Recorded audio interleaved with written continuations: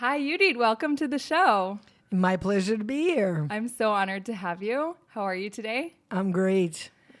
This is really exciting for a lot of reasons, but I'm honored because I feel like you've sort of been discovered, but your potential for what you are going to do is just incredible. And I get to be like, well, I was one of the first who had her on my podcast.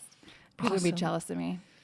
That sounds, it sounds like a good way to go.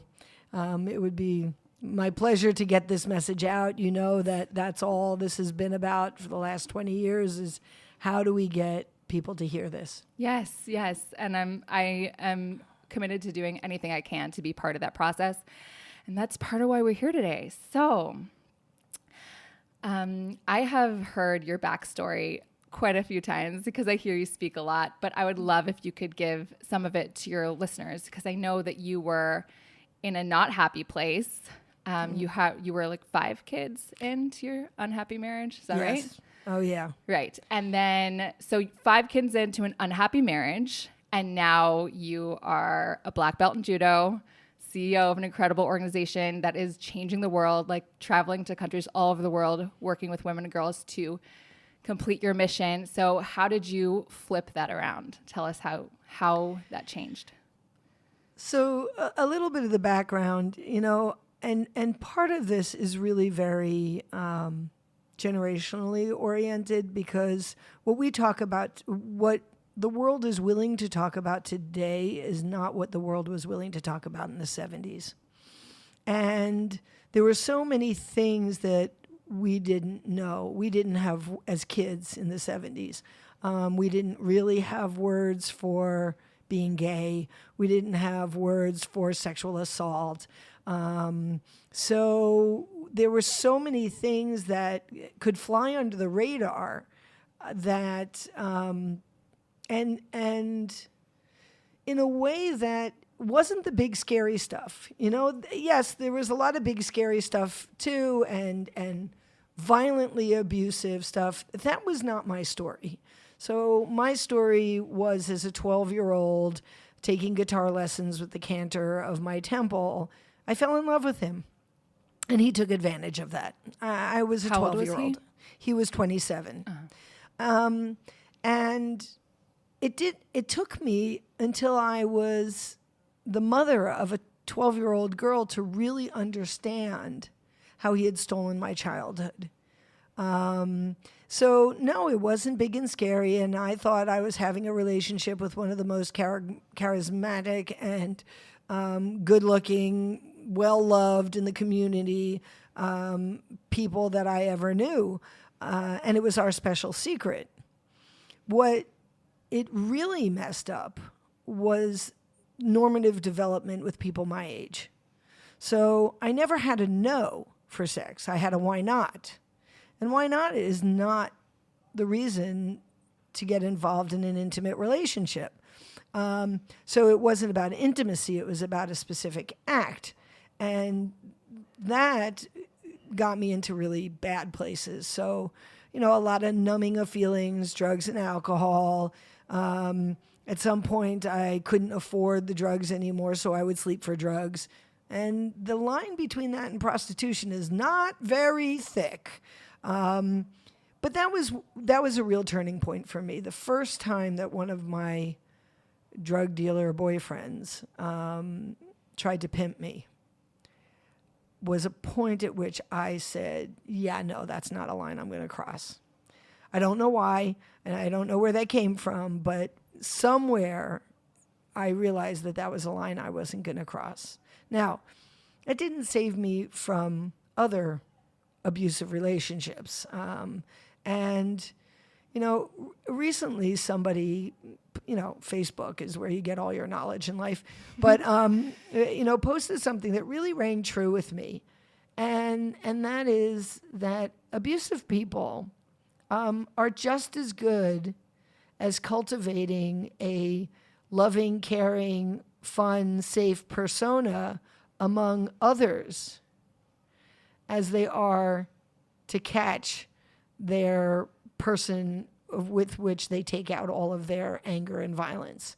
So, as I was, brought it, I got married to someone who everybody loved. And he can really be a nice guy. But there were things that that he just couldn't handle, and most of that was about having to control me. So, to say the least, I probably would not have stayed married much longer than the first week had I not been pregnant. Mm. And I knew that I wanted my kids to grow up with a father, and I also knew that I wanted to have lots of kids, and I also knew that, I would be willing to work on figuring out how to do this. And after almost 9 years of saying, hey, we really got to work through this, we really got to fix this, and hearing that final, I don't believe in therapy, if you want to keep going, that's up to you, but I'm not going to join you. I knew that was the end. Now, the fact that I was able to actually make a decision and move from that moment where I put it down on the table last time, we need to do therapy together. This is not about me. This is about us. And the response being, yeah, no, I'm not interested. I had already started doing judo. I had already started reclaiming my body. And the judo story was totally divinely handed to me, as my neighbor had done judo as a teenager and wanted to go back to it. And in order to open a class for women in the old city, she needed 6 participants, and I was number 6. Within 6 months, I was the only one left. And while we had a phenomenal time being 6 of us as people slowly dropped out, this one because she got pregnant, this one because she moved, whatever. For the first time in longer than I could remember, I was having a healthy conversation with my body. And my body was saying, you are strong and you are talented. And hey, come get to know me. So that was life-changing. So, when asked, I know judo saved my life because I was a suicidal, look, I spent a year in therapy with a psychiatrist because I was convinced I needed to be put on lithium. And 2 shocking moments that's ended that thought process that there's something wrong with me was I went to my rabbi and I said, I'm in therapy. I think I need to be put on lithium. And he said, not you too. And we talked about that a little bit, and I realized, oh my God, are we all nuts or are we all not getting the help we need? And my psychiatrist said, Yehudit, we have spent a year together. We have tried to involve your husband in this. You're not manic depressive. You're actually a very lovely, happy, manic person. And that's okay because you got all this high energy and you want to do good things. And the depression comes from the situation you're in. And if you're not willing to look at how to change your situation, this is never going to change. So you can medicate to get through it, or you can make a decision about whether or not you need to change this. And then she retired. Wow.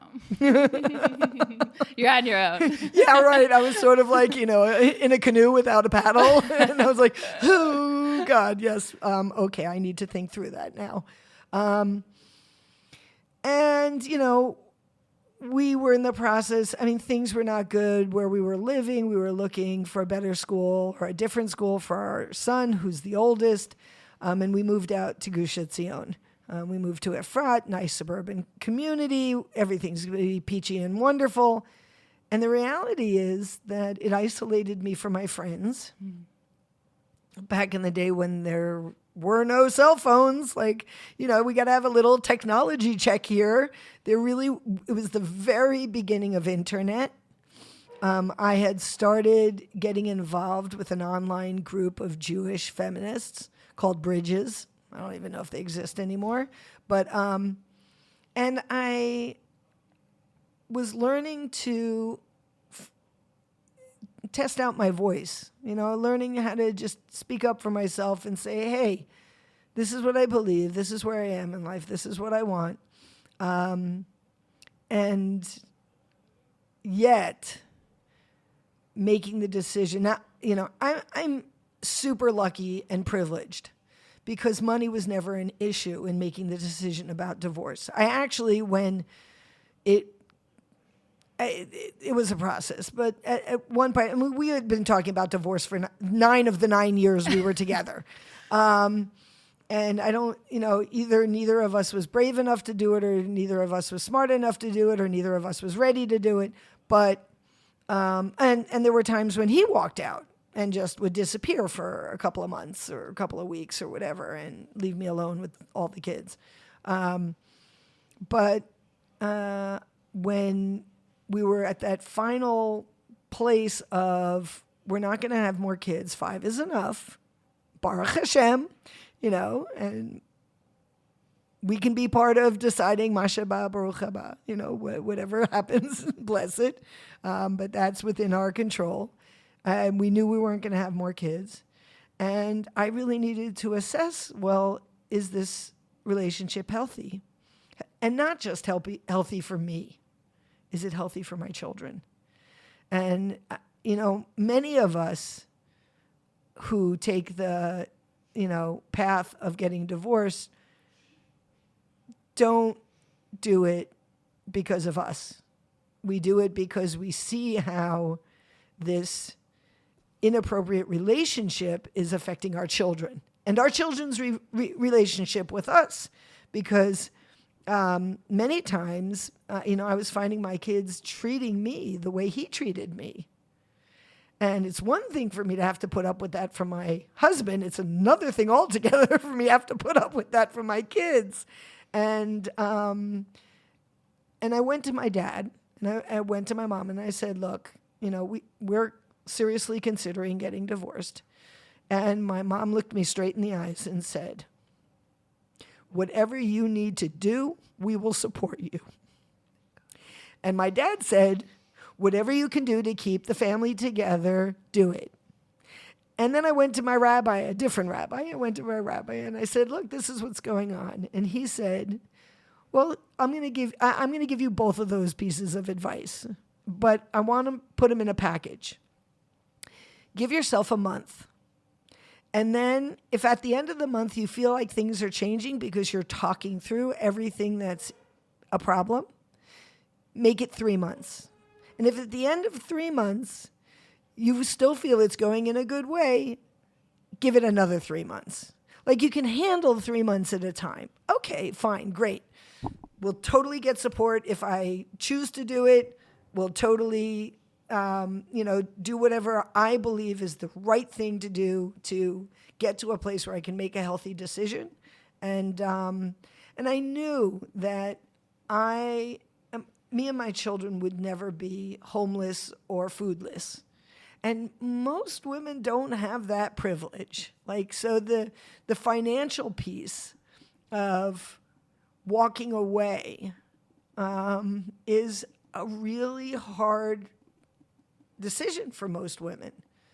Either I haven't been in the workforce ever, or I have been in the workforce, but my profession is, not being there for the last whatever years is made it can be hard for me to catch up. But the finance is a huge piece in this. So in that, I was very lucky and very privileged that I knew I was not going to drown. I may have begun to drown in other things, but in that, I knew I had support.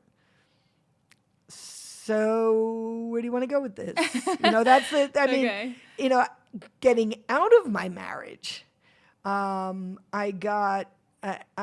met some amazing people, and it's funny, as much as I'm not really technically religious anymore in the doing the do, God and I have a great relationship, and and some of his kids and I don't get along, but that happens in the best of families. But I love the way you put that. but knowing, like, it is so clear every step. If I had not met this person at this time, if I had not, gotten the support I needed here at this time, I would have never been able to make the change that I needed to make in order to heal. So one of those who is the executive director of ESD Global, this new program we launched to bring empowerment self-defense globally, is Ellen Krauss-Grossman. She and I met when she was a student at Pardes.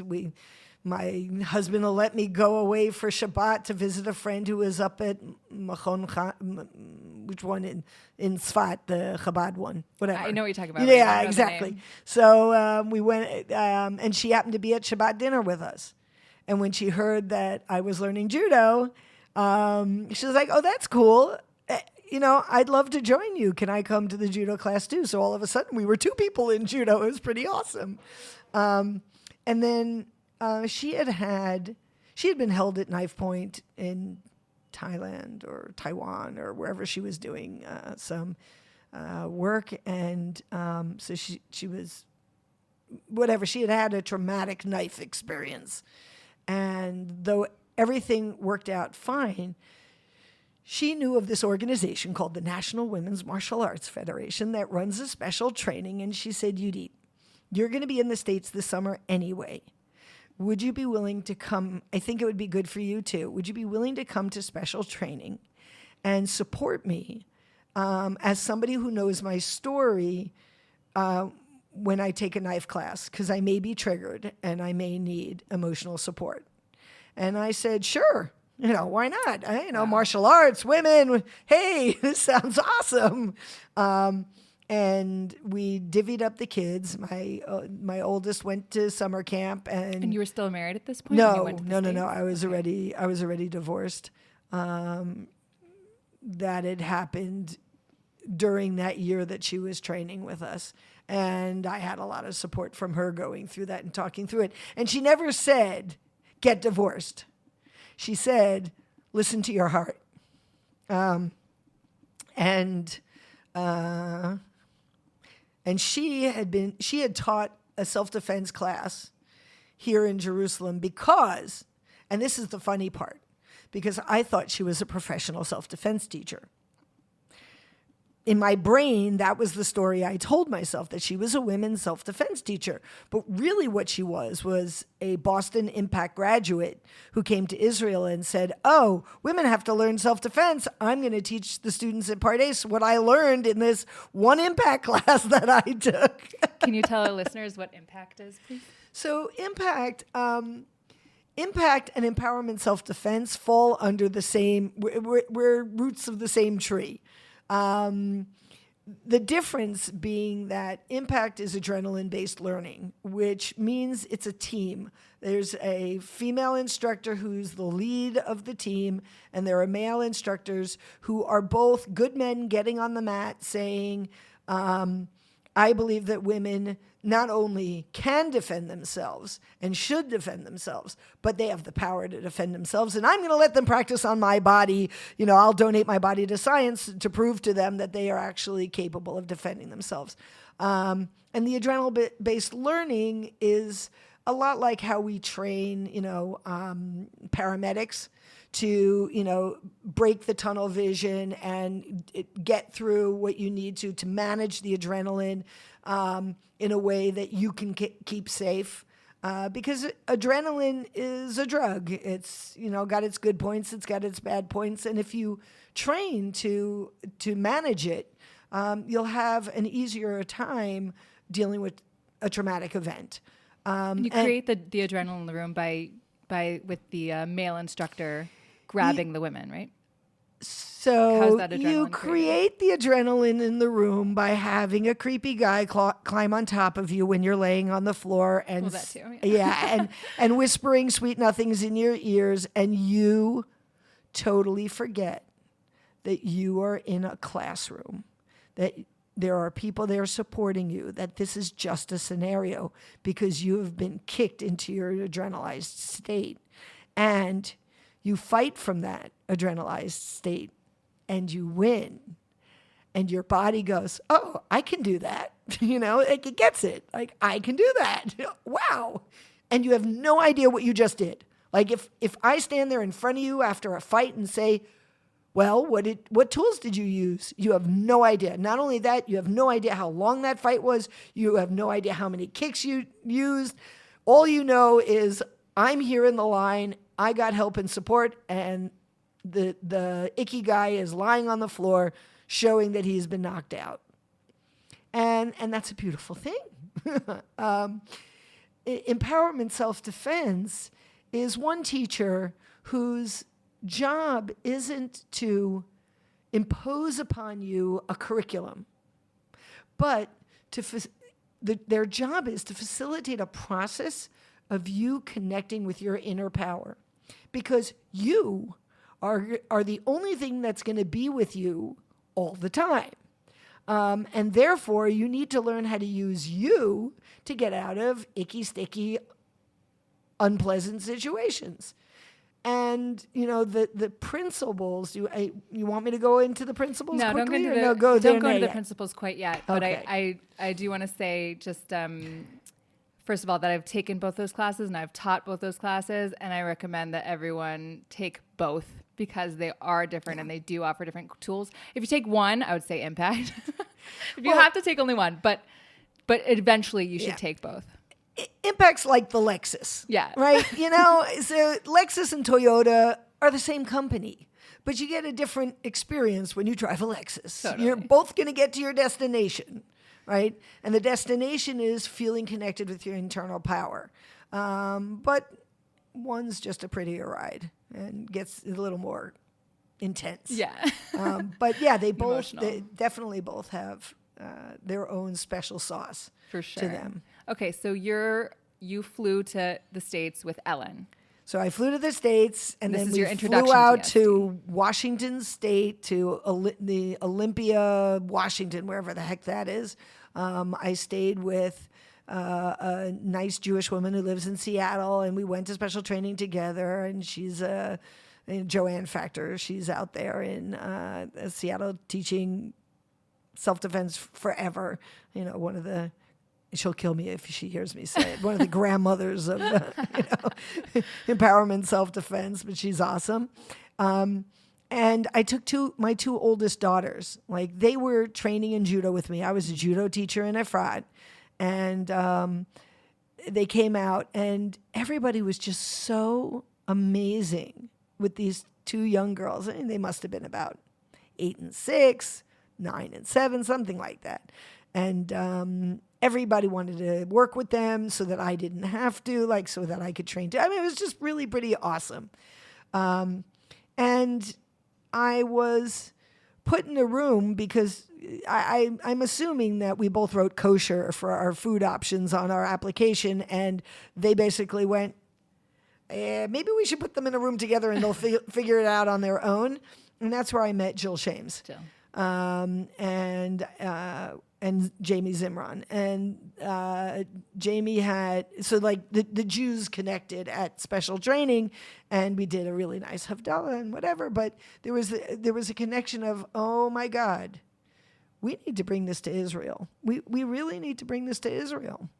And it started once a year seminars, and then it turned into, oh my God, we need to really put together an organization to support women in the martial arts. And that was the original goal of El Halev, was to unite female martial artists so that they have a place where if they need help, paying for a instructor training course or opening a dojo or whatever it may be, that we could be that organization for them. it didn't quite work out that way. And part of the reason we started going in another direction, I mean, there's all sorts of sociological reasons why it didn't work out. Women don't spend money on themselves. They don't take time for themselves. They don't really believe that martial arts is for women. And even when they come in and see women teaching, they don't necessarily understand that this is a lifelong commitment. Like, the lifelong commitment to them is kind of challenging. But somewhere around the third or fourth year of Elalev, Benny Sella, the notorious Israeli serial rapist, escaped from jail. And the entire country went into a panic. Went nuts. Like, women wouldn't go out for classes in the evening or to a party or to anything unaccompanied because they were afraid of Benny Sella. And, as if he was the only rapist in the entire country, but okay, fine. And our phone started ringing off the hook. So, how do we get classes? How do we get self-defense classes? This is so important. We need to do this. We shouldn't feel like this, yada, yada, yada. And then they caught Benny Sella. Now, you ask me, he had other things to do than rape during that time he was out of jail. So, it not really a high level of risk here. But the women, in Tekoa, in the middle of nowhere, were just as afraid as the women in the middle of Tel Aviv. And as if this was the only danger there was in life. They caught Benny Sella, and the phone didn't stop ringing to cancel classes. And that was such an aha moment for some of us. It's like, oh, wow, really? Like, the majority of people who attack women and girls and boys are known to them. And we're worried about some nutcase who happened to escape from jail, but we're not worried about all the other violence and the microaggressions and the just putting you down and not caring, that you have a voice and a place in the world.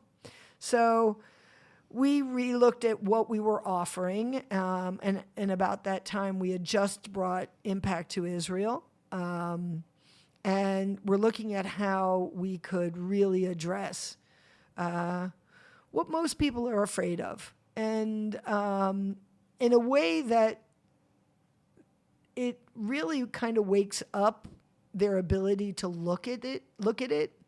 Like, I've had so many people say to me, oh, I don't need your class. If somebody strange touched me, I'd just slam him.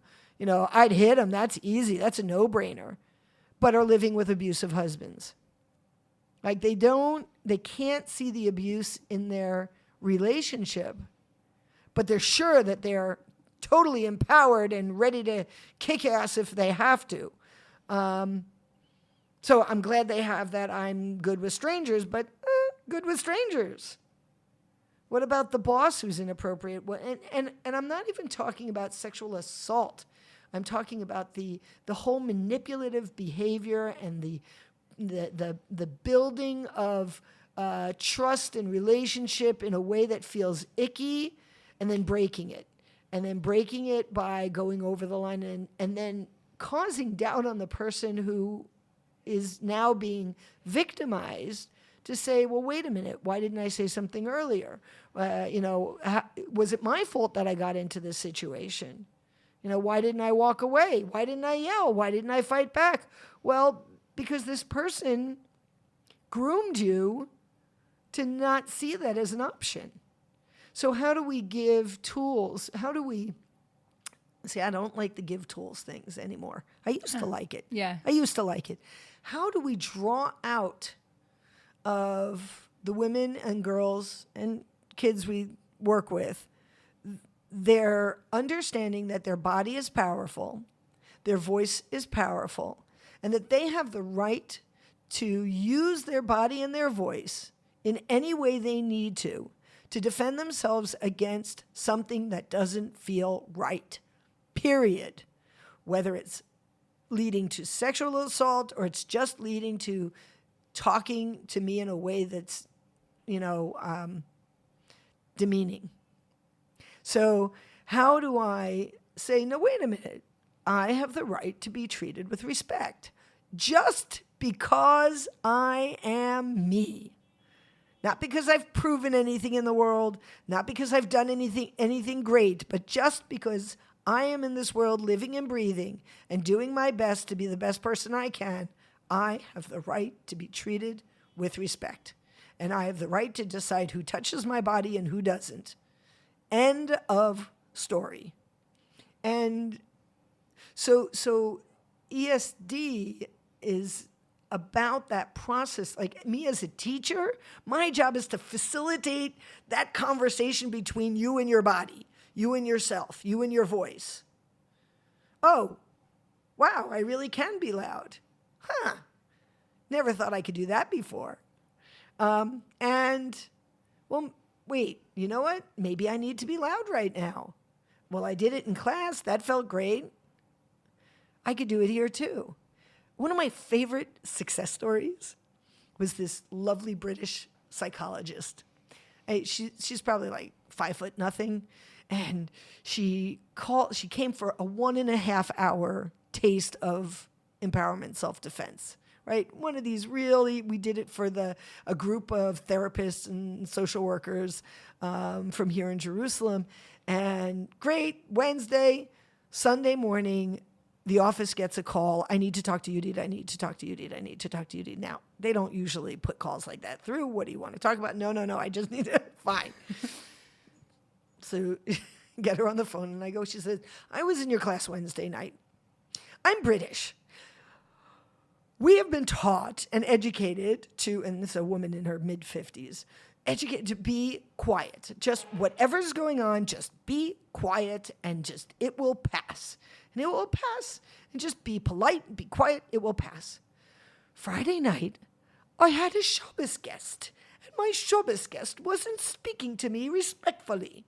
He was ordering me around in my own home. She was so passionate. It was amazing. And she said, and because of your workshop, that one little workshop, I was able to look him straight in the eyes and saying, excuse me, but in my house, you will not speak to me like that.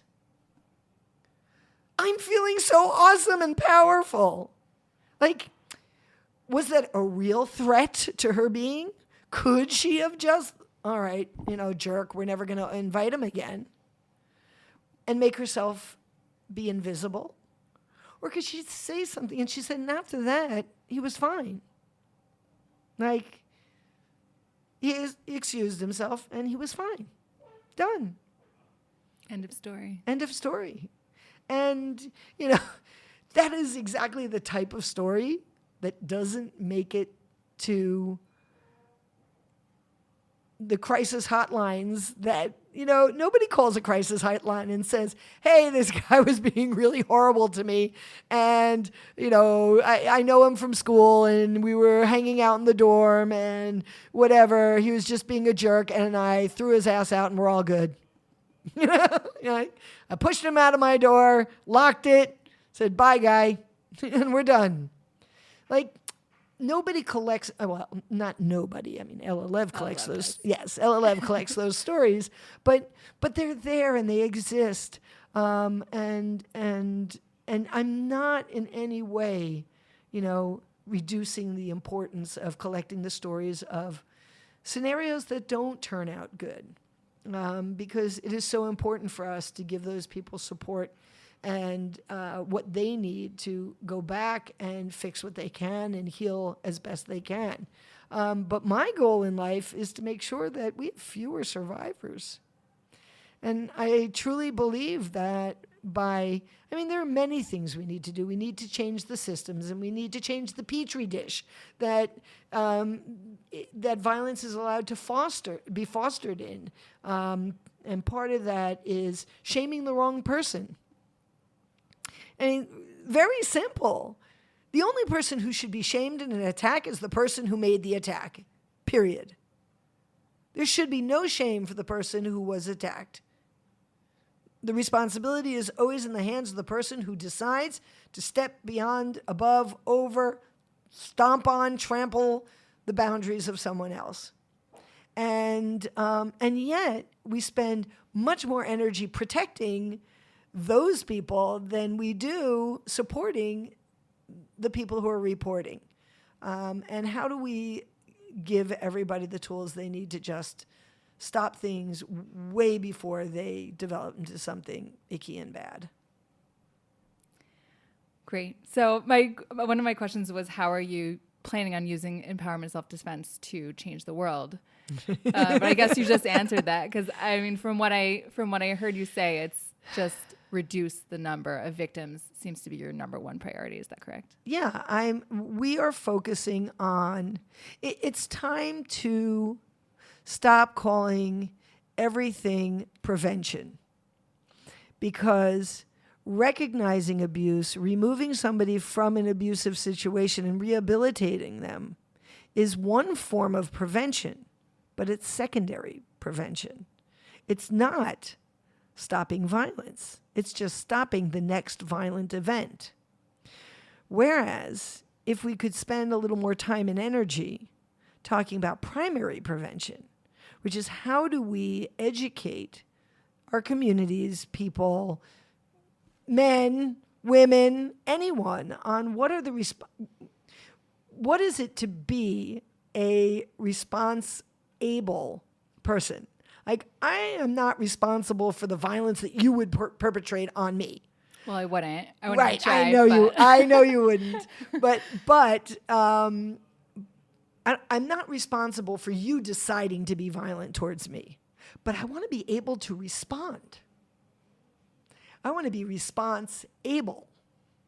And that is how to have the tools I need at the moment that I say, I'm not okay with this situation. And that's what we're about. We're about giving those tools in a packaged way that you have a right to do something, say something the moment you feel it's icky. And imagine if our education system would take 5-year-olds. Now, if you look at a group of 5-year-olds, they are 100% dependent on adults. Zero independence, right? They're not allowed to go to the toilet by themselves without somebody watching and looking over them, and in my home, maybe. But their life is dependent on adults. So whether it's me or it's their teacher, it's their judo coach or whatever it is, they're dependent on adults. As they get older, that shifts.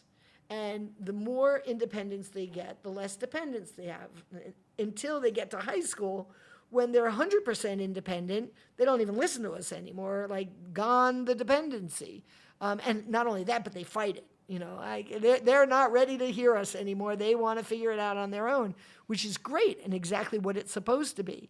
But what if we gave them courses along that timeline of educational development that allowed them to have the right tools for the right moment in life? So whereas we teach the same tools from 5 to 18, we're going to turn up or down the volume on each of those tools depending on the age, right? A 5-year-old, I need to say over and over and over and over again, my body, my right to decide who touches it, and my body, and understanding that, practicing all those scenarios of being touched when you are not happy about it. And I have to educate parents to understand that you need to support your kids in having some body autonomy, even though that kind of gets a little screwy when you have to figure out bath time. But other than bath time, I mean, that's my job as a parent. It's my job to make sure that you learn how to keep yourself clean. So the choices aren't take a bath, don't take a bath. The choices are take a bath with my help or take the bath on your own. Right. You must take a bath. That's not negotiable. But that if they're giving those things, and a teenager, I don't need to say it more than once, my body, my right to decide, because they're just going to roll their eyes at me. But if I make them play the scenarios that come out when they're working, the person who is going out of their way to bump into them while they're dancing in a dance bar, that is now, well, wait a minute. Yes, it's crowded. Yes, but You have the right to turn your body. And if they still keep doing it and you do it again and they still keep doing it, they are ignoring you. So either say something or move to a very different part. Your choice. Like you could turn to them and say, stop doing that because you're happy with where you're dancing. Or you could say to your friend, you know what? This guy's a creep. Let's just move someplace else. So how do you give the tools in the right way? But if you think about it, what if every 5-year-old, 8-year-old, 12-year-old were given the tools of how to set boundaries, how to respect boundaries, what is consent? I have a right to use my voice. I have a right to use my body to protect myself. And we were educating boys and girls about that equally. I mean, the unfortunate reality is sexual assault for young boys is about the same levels as for girls. Would they be different adults? Both of them, the boys and girls, are they going to be different adults because they've grown up in a system that makes sure that these are fundamental educational understandings as they grow up, and that nobody is going to question them on that? They're going to be respected for being able to say, hey, I'm really not interested in a hug.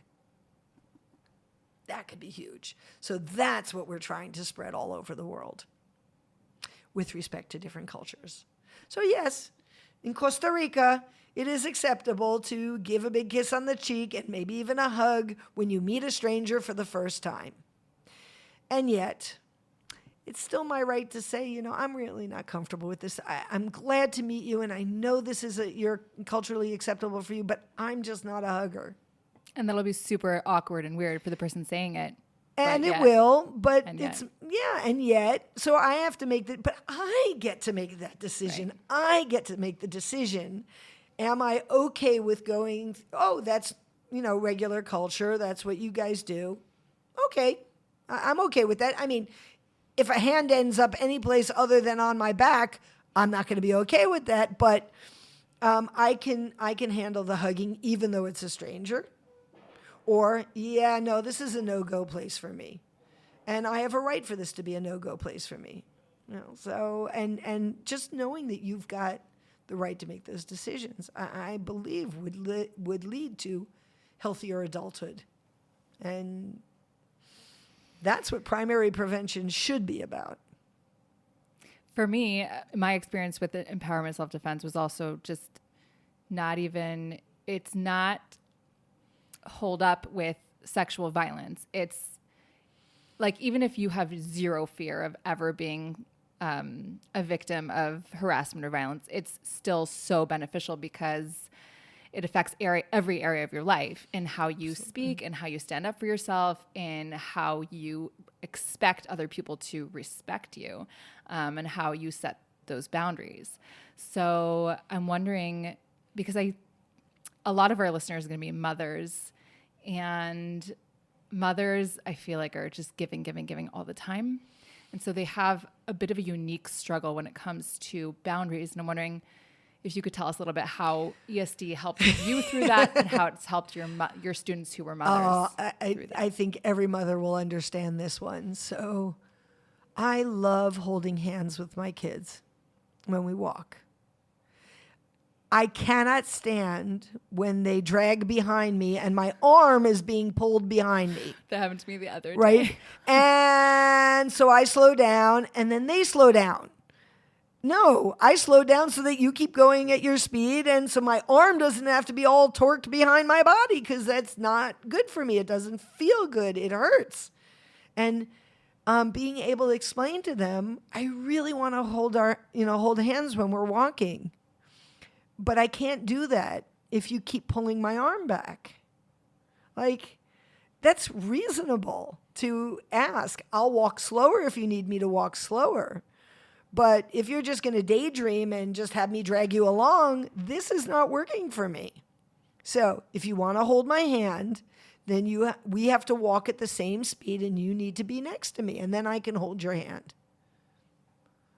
Wow. Huge. Like, really think about it is, this. Though. Like, it's such a great thing. Like a lot of people I don't think would just think to say that. Like people don't have the words. And I think one thing that ESD gave to me was the words. Here's the script. Oh, I have a script. I can just pull this out and use this with anyone.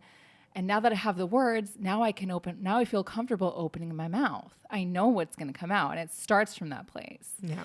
And Brene Brown says boundaries are this is okay, this is not okay. And I think that's such a great example. Absolutely. Oh, I'm absolutely head over heels in love with Brene Brown. I mean, my dream is to end up in an elevator with her one day. Oh my gosh. So yeah, but we'll figure that out.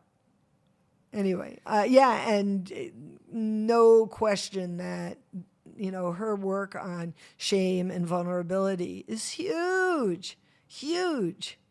I mean, how many of us have felt bad not wanting a hug from a partner who we love dearly when we know that a hug after dinner always ends up as sex?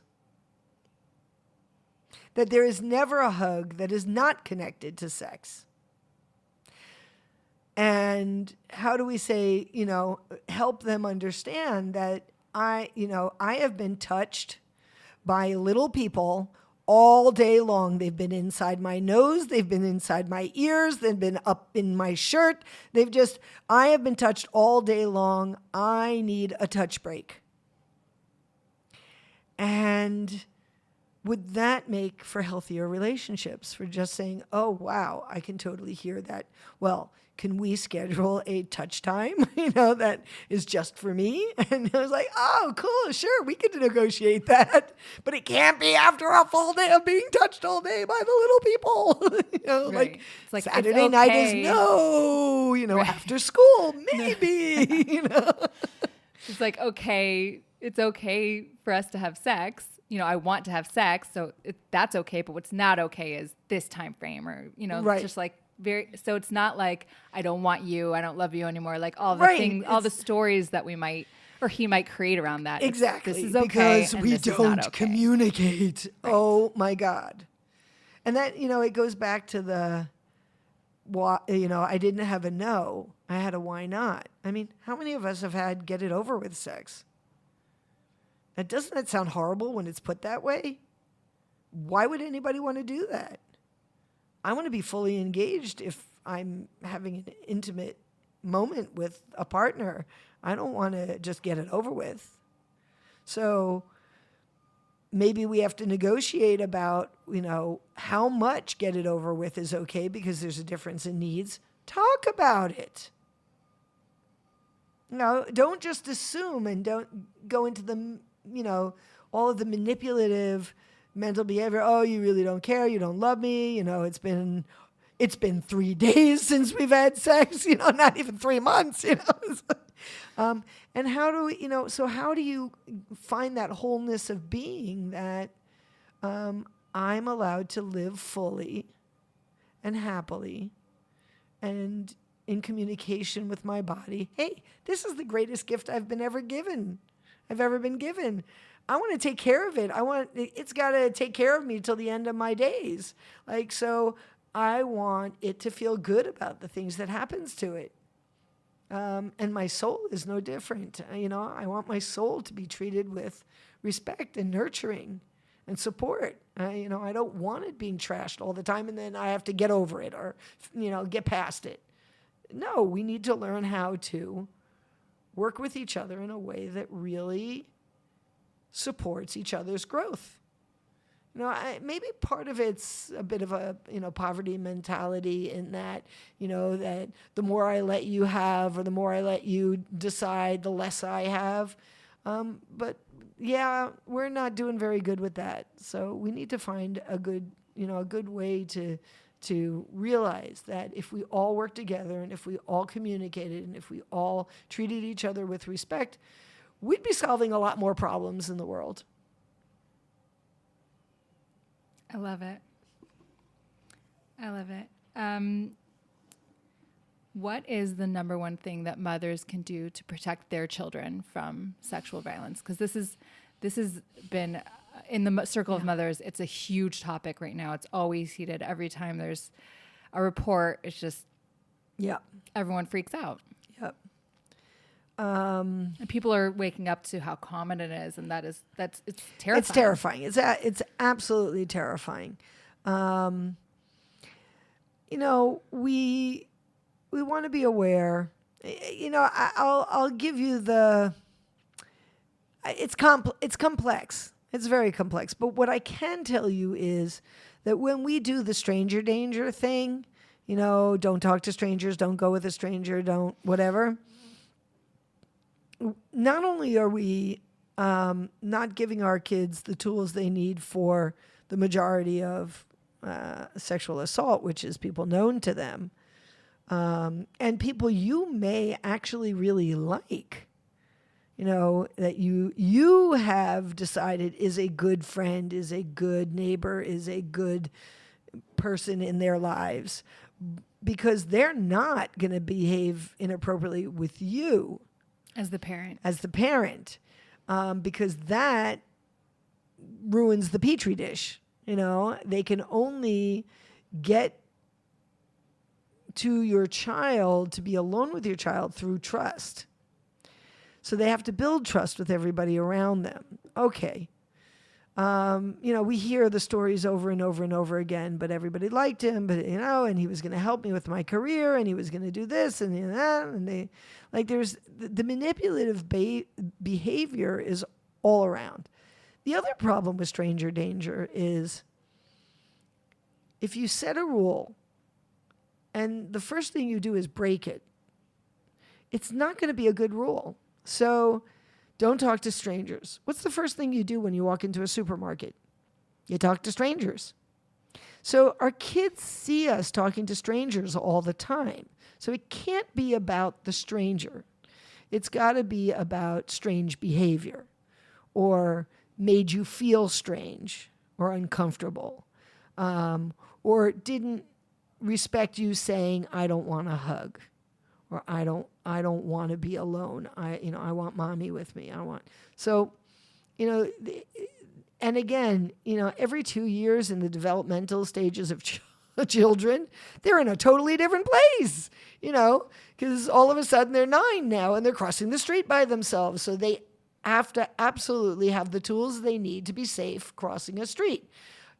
Most 9-year-olds, certainly in Israel, would be insulted if you walked them to the corner store.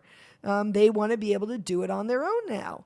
And, cutest story with my youngest is, I taught her all about before you cross the street, you have to look both ways, make sure there's no cars coming. So she would cross the street, and as she walked, she would go. It was the cutest thing. It was like she took me literally. You have to look both ways. She was shaking her head the whole way. Yeah, the whole way across. She was just walking like this the whole way across until she realized that nobody else does that.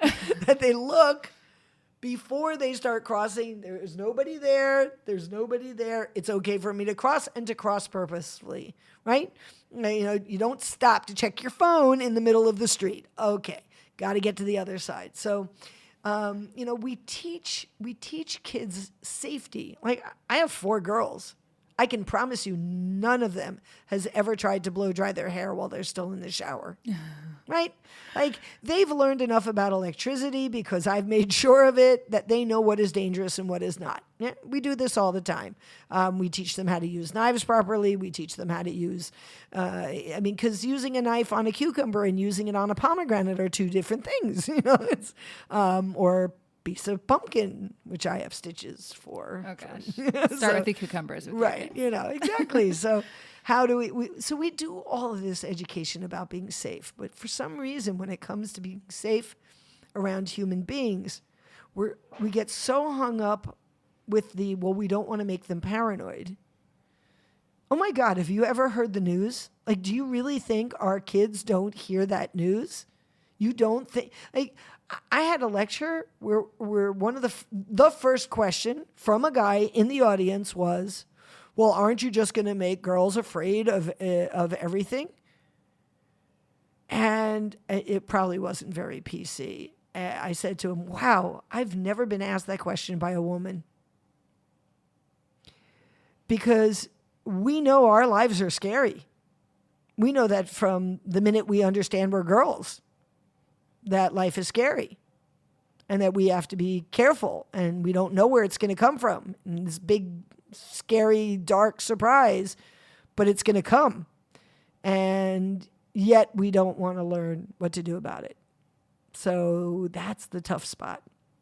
So no, life is scary right now.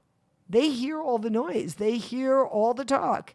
When hashtag Me Too came out, was it in 2016? I'm so glad you're bringing that up. Right. When hashtag Me Too came out, everybody in my circle went, duh. Like, we've been saying this for decades. And nobody's been listening. And I'm glad that they're listening now, but what they're listening to is it'll never be better. Like, it's always, like, there's been so much space for it happened to me and it was horrific. And not much space or anybody willing to say, yeah, it happened to me and I did what I had to do to be safe. Like because those stories don't get publicized, which is a pity because there are a lot of them, a lot of them. And yet we could have even more of them if we change the way we educate our children. And that's a lifelong goal because, the honest truth is I don't want to wait until my grandsons grow up for there to be a better world. I want it now. I want it for the girls born today and the girls who were born 5 years ago and 10 years ago and 20 years ago. I want them to have what they need now to be as safe as they can. And the same thing for the boys. Because while violence against boys is different, we know the majority of violence is committed by men. We know the majority of people. That doesn't mean the majority of men are horrible people. Being said, but yes, no, yeah, it shouldn't have to be said. It shouldn't have to be said. I mean, all you have to do is take a little bit of a look into the research that's been done, and on one hand, it's horrifying. On the other hand, there's a bit of relief there. So while it, just one of the surveys I read was that pedophiles will attack between 300 and 400 times in a lifetime. So that's one human being who's doing an enormous amount of damage, rather than every other person is a pedophile. And while pedophilia is not the only problem, and not all pedophiles actually commit acts of crime, like that, there is a known number of people who say, yes, this is what I'm attracted to, and no, I don't act on it. Like most of us who try to be decent human beings, there are things that we don't know why our brains are wired like that, but we learn how to behave in a way that's socially acceptable. And pedophilia is not socially acceptable. And I'm not going to go into should it, could it, would it. No, it doesn't matter. It's not. So, but that, the more we rely on social media, newspapers, magazines to fill our heads with what we should be scared about, we're not getting the whole picture. And as long as we allow those same systems of media to fill our heads with what works and what doesn't, we're not getting the full picture. So what we know is empowerment self-defense is the most researched, effective, evidence-based violence prevention protocol. And in February, we will be hosting here in Israel the first International Violence Prevention Education Conference. So anyone out there who's listening to this right now, if you are involved in violence prevention, in primary prevention, and you would be interested in speaking at our conference, you're welcome to go to either the LLEV English website or the ESD Global website and send us a call for papers. We're looking for them. Great. Great. And El Halev offers courses that are tailored to each age of development. absolutely. So the tools that, a 5-year-old will outgrow, there is another tailored empowerment self-defense class for your 8-year-old and for your 12-year-old and for your teen and for your 18-year-old. Yes. So actually the really exciting thing of what's going on right now is LLF has been doing for quite a few years the younger ages, 5 to 7, 8 to 10. And we have 2 programs that are really very good. It's getting through a scary situation with a game-based platform for teaching tools to stand up to inappropriate behavior. Great, wonderful. What we haven't done is develop the 11 to 13 and the 14 to 16 for boys. We do have it for girls because our sweet spot has always been girls and women. This last summer, we brought together 13 really amazing men from literally all over the world. Nepal, Haiti, Slovenia, Costa Rica, the West Coast, the East Coast of the U.S., and I know I'm forgetting somebody. Australia. No, I knew I can't forget the Aussies. Can't forget Australia. And we said to them, look at what we've created. We've created this amazing system of helping people, connect with their inner power and their inner voice. It's called empowerment self-defense, and some of you are martial artists, and some of you are psychologists, and some of you are doctors of gender studies, and some of you are educators. How can we take this system that we've created over the last 40 years, the majority by women, and make it culturally appropriate for older boys and men? And I locked them in a cabin in upstate New York, and I said, you're not leaving here until you come up with an answer. I love it. And about 3,000 post-ups later, Post-its, we literally had Post-its all over the bunk. They came out with what they would want to see in a program that's empowerment, self-defense, boys.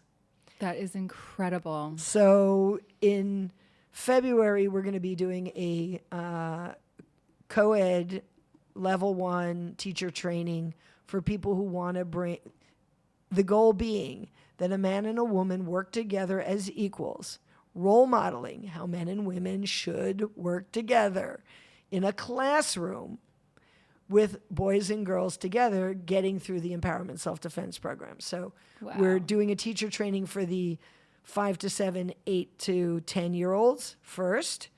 And then we'll do, in August, we'll do for the older grades. That is so incredible. I love that. Can you speak a little bit about domestic violence? It's another hot topic right now. I feel like there are so many questions when it comes to, okay, I'm stuck in this marriage, when it's your husband, not like even your boss, not even like your Shabbos guest. It's that close. It's the closest. Yeah. How can empowerment self-defense help some of those women?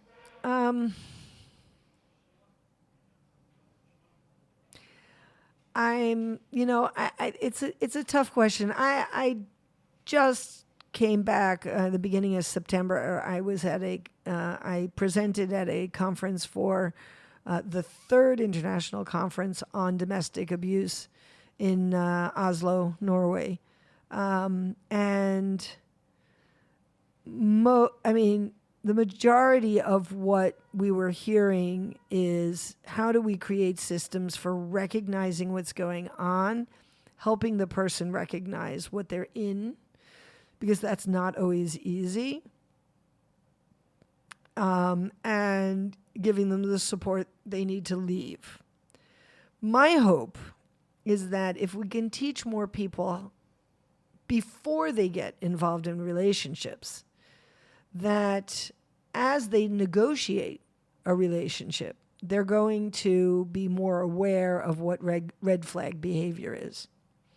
Now, that being said, Gavin de Becker, who wrote The Gift of Fear and is an expert on perpetrators,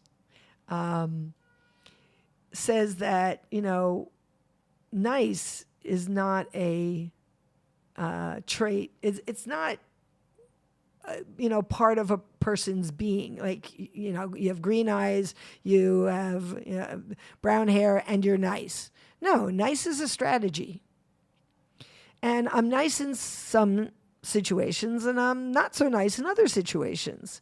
And when it comes to dating, and I'm literally quoting him word for word, when it comes to dating, what option is there other than being nice? So, and not only that, I would go a little further and say, and I'm pretty sure that guys who get dumped more than twice or three times start to manage their behavior until they get them under the chuppah, until they get married. And then it may not be right away, but it's kind of like, so all this behavior I've been managing of needing to control everything that's going on in our lives is being shook. And just like a soda bottle, if you pull off the cap right away, there's going to be soda all over the place. And so what happens is most of the time, in the beginning, it's a little bit of open the cap and it just goes, psst, a little comes out. A little inappropriate, but it was just a little, and he didn't really mean it. And he was tired. And I can come up with 1,000 excuses because, that 1% of inappropriate behavior against the 99% of I love you is really hard. Well, what if that 1% grows to 10% and grows to 30% and grows to 50%? And all I've done is try to adjust to my behavior, to not recognize, to not trigger the bad behavior. Will I ever be able to 100% never trigger the inappropriate behavior? Absolutely not. And I shouldn't have to. I shouldn't have had to get there. And I may not even see that I have so changed who I am. I mean, that's what happened to me, is I no longer felt Yehudit. I could not be Yehudit fully and happily and, in my marriage. There was no room for me to be me in my marriage. And that happened slowly over the years. And we're not always aware of it. So the question is, who's going to help wake you up and say, you deserve to be fully you. And I'm going to do what I can to help you find that. So I hope that if we can change the petri dish of how we educate our children, that a lot less of that's going to happen. Because the guys will have the tools they need to be the best human beings that they can be, and the girls will have the tools they need to be the best human beings that they can be, and they'll have a better chance of being the best partners they can be. Just a guess, but talk to me in 20 years and let's see if this actually works. I just love that vision because I feel like some people would say you're crazy. That's just not the way the world totally, is. I'm totally nuts. Like, how can you ever expect that to happen? But I just love that you have that vision and that you believe in it and that you're certain that it's possible. And I'm so with you there. Yay. So with you there. Yay. Okay. One item that women can buy for $25 or less or 100 shekels or less that you would recommend that could improve their lives. Do you have anything you could recommend? Yes, the book Beauty Bites Beast. Cool. Read it. Okay, what is that? Read it. Or watch the movie on Amazon Prime. Oh, movie. Cool. So Beauty Bites Beast, the movie. It'll unpack for you all the craziness about why we don't believe we can defend ourselves. Awesome. And the book is awesome. We actually translated it into Hebrew for those of you who are, do read in Hebrew. But cool. In Hebrew, it's called Yafefiyah Mitoreret. So it's Sleeping Beauty Awakens. Wakes up. Love it. Love it. Cool. Okay. So, and last question, and then we'll wrap up. For the women who are struggling with how to stand up for themselves or to find their voice or don't believe in their power, if you could write one thing on a sticky note that they would see every day. You know, they wake up, they look in the mirror, they see the sticky note every day. One liner. What does it say? No, I'm not going to give you a one-liner. I'm going to give you an exercise. Okay.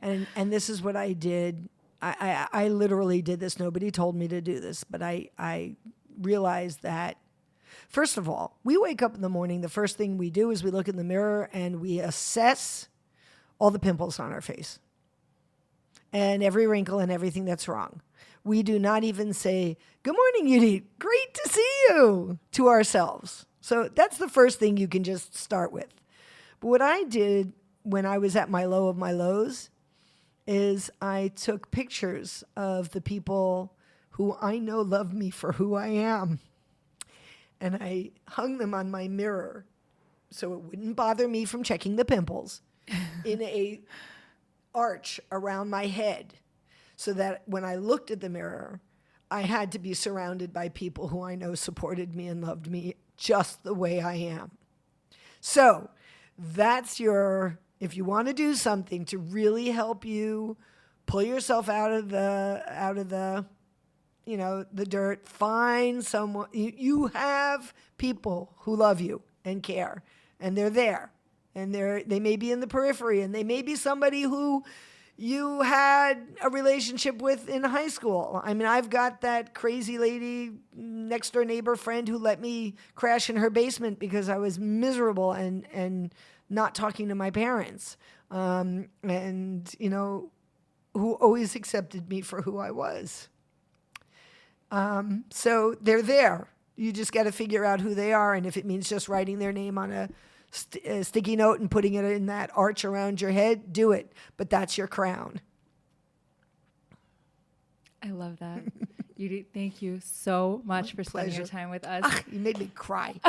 Jeez. And you know what? You said you have many mothers. So the other book to get is The Safety Godmothers. Okay. And that's also, talks about how we can talk to our children about the stuff that they're doing and how to be safe. So good. Cool. Thank you so much for spending your time here with us and the Fierce Mom Warriors. My pleasure. Who are listening, and we hope to have you again soon. Bye. Bye.